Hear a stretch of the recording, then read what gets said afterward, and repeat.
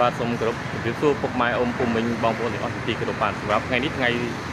សៅរ៍បាទសេរីសួស្តីខ្ញុំមកទទួលការងារថ្មីមកកន្លែងបាទជួសជុលផ្ទះគេនៅ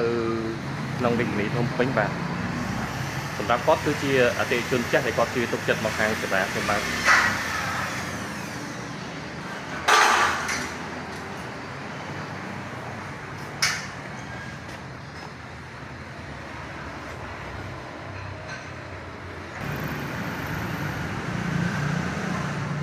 បាទសម្រាប់ជាងនេះគឺយើងវាយចោលទាំងអស់ការ៉ូនេះគឺយើងត្រូវកោះថ្មី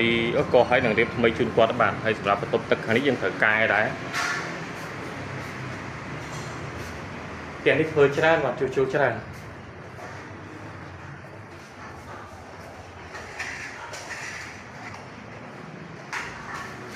សម្រាប់ជាងនេះគឺយើងត្រូវវាយចោលទាំងអស់យកស្រឡះបាទ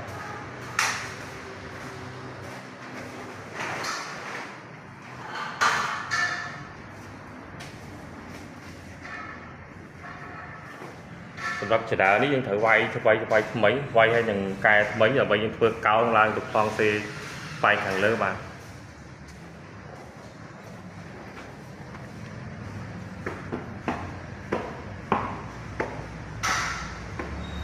សម្រាប់បញ្ជានេះគឺយើងត្រូវវាយចោលទាំងអស់ហើយបាទយកយកស្រឡះ